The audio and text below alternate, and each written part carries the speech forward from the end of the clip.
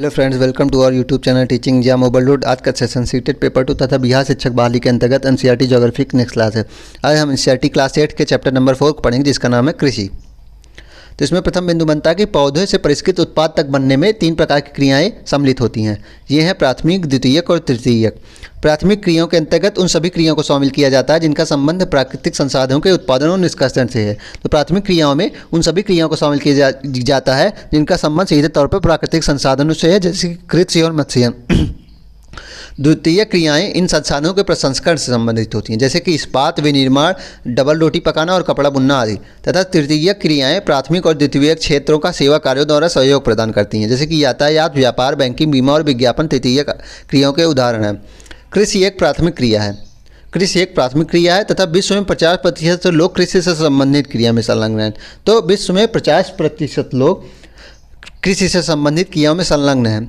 भारत की 2/3 जनसंख्या अब तक कृषि पर निर्भर है। यह इंपॉर्टेंट बिंदु है कि भारत की कितनी जनसंख्या अब तक कृषि पर निर्भर है, तो वह है 2/3 जनसंख्या अब तक कृषि पर निर्भर है।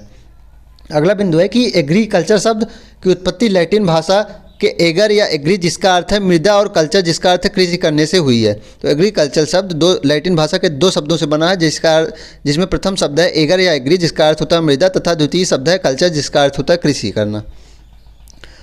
ठीक इसी प्रकार कुछ और शब्दों का निर्माण भी हुआ, जैसे कि एग्रीकल्चर का ये बताया गया कि कृषि, तथा सेरीकल्चर का अर्थ होता है रेशम उत्पादन। ये इंपॉर्टेंट बिंदु है कि सेरीकल्चर का अर्थ होता है रेशम उत्पादन, पिसीकल्चर का अर्थ होता है मत्स्य पालन, विटीकल्चर का अर्थ होता है अंगूरों की खेती, तथा हॉर्टिकल्चर का अर्थ होता है सब्जियों, फूलों और फलों का उगाना। यह इंपॉर्टेंट बिंदु था कि सेरीकल्चर का अर्थ होता है रेशम उत्पादन, पिसीकल्चर का अर्थ होता है मत्स्य पालन, विटीकल्चर का अर्थ होता है अंगूरों की खेती, तथा हॉर्टिकल्चर का अर्थ होता है सब्जियों, फूलों और फलों का उगाना। अगला बिंदु है कृषि तंत्र। कृषि या खेती को एक तंत्र के रूप में देखा जा सकता है। इसके महत्वपूर्ण निवेश बीज, उर्वरक, मशीनरी और श्रमिक हैं। जुताई, बुआई, सिंचाई, निराई और कटाई इसकी कुछ संक्रियाएं हैं। तो इसमें क्या प्रमुख था कि कृषि या खेती को एक तंत्र के रूप में देखा जा सकता है। इसके महत्वपूर्ण निवेश बीज, उर्वरक, मशीनरी और श्रमिक हैं। इसमें अगला बिंदु है कृषि के प्रकार। तो भौगोलिक दशाओं, उत्पाद की मांग, श्रम और प्रौद्योगिकी के स्तर पर कृषि 2 प्रकारों में विभाजित है, निर्वाह कृषि और वाणिज्यिक कृषि। निर्वाह कृषि, इस प्रकार की कृषि कृषक परिवारों की आवश्यकताओं को पूरा करने के लिए की जाती है। तो जो किसी कृषक परिवारों की आवश्यकताओं को पूरा करने के लिए की जाती है, तो वह है निर्वाह कृषि। निर्वाह कृषि को पुनः गहन निर्वाह कृषि अथवा आदिम निर्वाह कृषि में वर्गीकृत किया जाता है। गहन निर्वाह कृषि में किसान एक छोटे भूखंड पर साधारण औजारों और अधिक श्रम से खेती करते हैं। तो गहन निर्वाह कृषि में किसान एक छोटे भूखंड पर साधारण औजारों में अधिक श्रम से खेती करते हैं। अधिक धूप वाले दिनों से युक्त जलवायु और उर्वर मृदा वाले खेत में एक वर्ष में 1 से अधिक फसलें उगाई जाती हैं तथा चावल मुख्य फसल होती है। अन्य फसलों में गेहूं, मक्का, दलहन और तिलहन शामिल है। गहन निर्वाह कृषि दक्षिणी पूर्वी और पूर्वी एशिया के सघन जनसंख्या वाले मानसूनी प्रदेशों में प्रचलित है। अगला है निर्वाह कृषि में आदिम निर्वाह कृषि। आदिम निर्वाह कृषि में स्थानांतरित कृषि और चलवासी पशुचारण शामिल है। तो स्थानांतरित कृषि अमेज़न बेसिन के सघन वन क्षेत्रों, उष्णकटिबंधीय अफ्रीकन, दक्षिण पूर्वी एशिया और उत्तरी पूर्वी भारत के भागों में प्रचलित है। तो स्थानांतरित कृषि अमेज़न बेसिन के सघन वन क्षेत्रों में, उष्णकटिबंधीय अफ्रीका में, दक्षिण पूर्व एशिया में और उत्तरी पूर्व भारत के भागों में प्रचलित है। ये भारी वर्षा और वनस्पति के तीव्र पुनर्जनन वाले क्षेत्र हैं। तो ये भारी वर्षा और वनस्पति के तीव्र पुनर्जनन वाले क्षेत्र हैं। वृक्षों को काटकर और जलाकर भूखंड को साफ किया जाता है। वृक्षों को काटकर और जलाकर भूखंड को साफ किया जाता है, तब राख का मृदा में मिलाया जाता है तथा मक्का, रेतालू, आलू और कसावा जैसी फसलों को उगाया जाता है। तो राख को मृदा में मिलाया जाता है तथा मक्का, रतालू, आलू और कसावा जैसी फसलों को उगाया जाता है। भूमि की उर्वरता की समाप्ति के बाद वह भूमि छोड़ देते और किसी नई भूखंड पर चले जाते हैं और यही प्रोसेस उस नई भूमि पर करते हैं। स्थानांतरित कृषि को कर्तन और दहन कृषि के रूप में जाना जाता है। अगला बिंदु इसी में इंपॉर्टेंट है। क्या आप जानते हैं कि स्थानांतरित कृषि विश्व के विभिन्न भागों में विभिन्न नामों से जानी जाती है, जैसे कि झूमी कृषि उत्तर पूर्वी भारत में, तथा मिल्पा कृषि मैक्सिमो कहा जाता है, रोका ब्राज़ील में तथा लदांग मलेशिया में। तो उत्तर पूर्वी भारत में स्थानांतरित कृषि क्या कहा जाता है, तो वे झूमिंग है, तथा मैक्सिको में स्थानांतरित कृषि को क्या कहा जाता है, वे मिल्पा है। ब्राज़ील में स्थानांतरित कृषि को रोका कहा जाता है तथा मलेशिया में इसे लदांग कहा जाता है। इसी में अगला बिंदु है कि चलवासी पशुचारण सहारा के अर्धशुष्क और शुष्क प्रदेशों में, मध्य एशिया और भारत के कुछ भागों जैसे राजस्थान, जम्मू कश्मीर में प्रचलित है। तो चलवासी पशुचारण सामान्यतः शुष्क प्रदेशों में प्रचलित होता है। इस प्रकार की कृषि में पशुचारक अपने पशुओं के साथ चारे और पानी के लिए एक स्थान से दूसरे स्थान पर निश्चित मार्ग से घूमते हैं। अगला बिंदु इसमें है कि वाणिज्यिक कृषि। कृषि का दूसरा उदाहरण वाणिज्यिक कृषि थी। तो वाणिज्यिक कृषि में फसल उत्पादन और पशुपालन बाजार में विक्रय हेतु किया जाता है। तो वाणिज्यिक कृषि में फसल उत्पादन और पशुपालन बाजार में विक्रय हेतु किया जाता है। इसमें विस्तृत कृषि क्षेत्र और अधिक पूंजी का उपयोग किया जाता है। इसमें विस्तृत कृषि क्षेत्र और अधिक पूंजी का उपयोग किया जाता है। अधिकांश कार्य मशीनों के द्वारा की जाती है। तो वाणिज्यिक कृषि में फसल उत्पादन और पशुपालन बाजार में विक्रय हेतु किया जाता है तथा इसमें विस्तृत कृषि क्षेत्र और अधिक पूंजी में उपयोग किया जाता है तथा अधिकतम कार्य मशीनों द्वारा किए जाते हैं। मिश्रित कृषि क्या है? मिश्रित कृषि में भूमि का उपयोग भोजन व चारे की फसलें उगाने और पशुधन पालन के लिए किया जाता है। यह यूरोप, पूर्वी संयुक्त राज्य अमेरिका, अर्जेंटीना, दक्षिण पूर्वी ऑस्ट्रेलिया, न्यूजीलैंड और दक्षिण अफ्रीका में प्रचलित है। अगला बिंदु है रोपण कृषि कहते हैं। रोपण कृषि वाणिज्यिक कृषि का एक प्रकार है जहाँ चाय, कहवा, काजू, रबड़, केला अथवा कपास की एकल फसल उगाई जाती है। इसमें बृहद पैमाने पर श्रम और पूंजी की आवश्यकता होती है। तो रोपण कृषि में चाय, कहवा, काजू, रबड़, केला अथवा कपास की एकल फसल उगाई जाती है तथा यह वाणिज्यिक कृषि का एक प्रकार है। अगला बिंदु इस रोपण कृषि में है कि रोपण कृषि के मुख्य क्षेत्र विश्व के उष्णकटिबंधीय प्रदेश में पाए जाते हैं। मलेशिया में रबड़, ब्राज़ील में कहवा, भारत और श्रीलंका में चाय इसके कुछ उदाहरण हैं। यह इंपॉर्टेंट बिंदु है कि ब्राज़ील में कहवा होता है तथा मलेशिया में रबड़ होता है। चलिए कुछ मुख्य फसलों के बारे में बात करते हैं। इसमें प्रमुख फसल है चावल। तो चावल विश्व की मुख्य खाद्य फसल है। चावल विश्व की मुख्य खाद्य फसल है। यह उष्णकटिबंधीय और उपोष्णकटिबंधीय प्रदेशों का मुख्य आहार है। तो यह उष्णकटिबंधीय और उपोष्णकटिबंधीय प्रदेशों का मुख्य आहार है।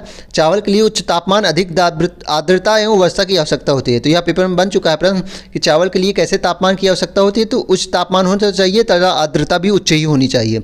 यह फसल चीका युक्त जड़ों मृदा जिसमें जल रोकने की क्षमता हो में सर्वोत्तम ढंग से होती है।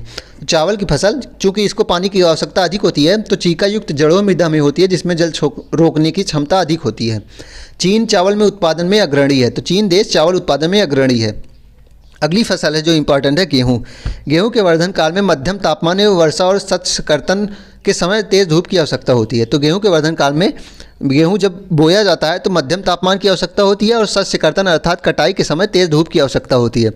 इसका विकास सुअपवाहित दोमट मृदा में सर्वोत्तम ढंग से होता है। तो गेहूँ की फसल दोमट मिट्टी में सर्वोत्तम ढंग से होती है।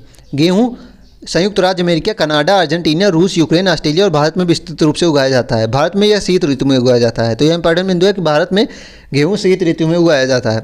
अगला है मिलेट। मिलेट मोटे अनाजों को कहा जाता है और कम उपजाऊ तथा बलुई मृदा में ही उगाए जाते हैं। तो मिलेट मोटे अनाजों को कहा जाता है और ये कम उपजाऊ तथा बलुई मृदा में उगाए जाते हैं।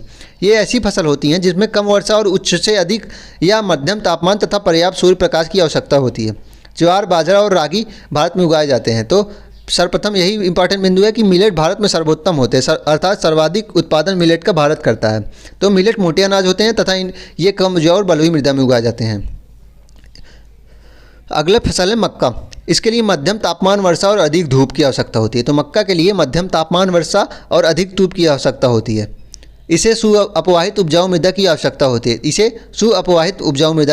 होती है। मक्का उत्तरी अमेरिका में सर्वाधिक पाया जाता है। अगला बिंदु है कपास। कपास इसकी वृद्धि के लिए उच्च तापमान, हल्की वर्षा, 200 से 210 पाला रहित दिन और तेज चमकीली धूप की आवश्यकता होती है। तो कपास के लिए उच्च तापमान चाहिए, हल्की वर्षा चाहिए तथा 200 से 210 पाला रहित दिन और तेज चमकीली धूप की आवश्यकता होती है। तथा इंपॉर्टेंट बिंदु कपास में यह है कि कपास के लिए कौन सी मृदा उपयुक्त होती है। तो काली और जलोढ़ मृदा कपास के लिए सर्वोत्तम होती है तथा कपास का सर्वाधिक उत्पादन गुजरात करता है। अगला बिंदु है पटसन। पटसन को सुनहरी रेशा कहते हैं। यह इंपॉर्टेंट बिंदु है कि गोल्डन फाइबर अथवा सुनहरा रेशा किसे कहते हैं। तो वे पटसन को कहते हैं। यह जलोढ़ मृदा में अच्छे ढंग से विकसित होता है। तो यह जलोढ़ मृदा में अच्छे ढंग से विकसित होता है। इसे उच्च तापमान, भारी वर्षा और आर्द्र जलवायु की आवश्यकता होती है। अगला फसल है कॉफ़ी। पटसन में एक और इम्पॉर्टेंट बिंदु है कि भारत और बांग्लादेश पटसन के अग्रणी उत्पादक हैं। तो भारत और बांग्लादेश पटसन के अग्रणी उत्पादक हैं। अगला फसल है कॉफ़ी। कॉफ़ी के लिए गर्म एवं आर्द्र जलवायु और सुअपवाहित दोमट मृदा की आवश्यकता होती है। तो कॉफ़ी के लिए गर्म एवं आर्द्र जलवायु चाहिए। इस फसल के वृद्धि के लिए पर्वतीय ढाल अधिक उपयुक्त होता है। तो कॉफ़ी फसल की वृद्धि के लिए पर्वतीय ढाल अधिक होता है, इसलिए असम आदि में कॉफ़ी का उत्पादन अधिक होता है। ब्राज़ील कॉफ़ी का अग्रणी उत्पादक है। तो ब्राज़ील कॉफ़ी का अग्रणी उत्पादक है। अगर प्रश्न बनता है कॉफ़ी में सर्वप्रथम उत्पादक कौन है प्रथम स्थान पर, तो वे ब्राज़ील है। इसके पश्चात कोलंबिया और भारत है। अगला बिंदु है कि रोचक तथ्य, कॉफ़ी के पौधे की खोज किसने की थी। तो कॉफ़ी की खोज के विषय में विभिन्न कहानियां प्रचलित हैं। लगभग 850 ईस्वी में काल्दी नाम की एक अरबवासी जो बकरी चराने वाला था, अपनी बकरियों को अनोखी उछल कूद और हरकतों को देखकर परेशान था। एक दिन उसने भी उस सदाहरित पौधों की फलियों को चबाकर देखा जिन्हें उसकी बकरियों प्रतिदिन खाया करती थी। उसने आनंद के भाव का अनुभव करने के बाद अपनी खोज के विषय में संसार को बताया। तो कॉफ़ी की खोज के बारे में यह कथा प्रचलित है कि काल्दी नाम का एक अरबवासी जो बकरी चराने वाला था, उसने लगभग 850 ईस्वी में कॉफ़ी की खोज की थी।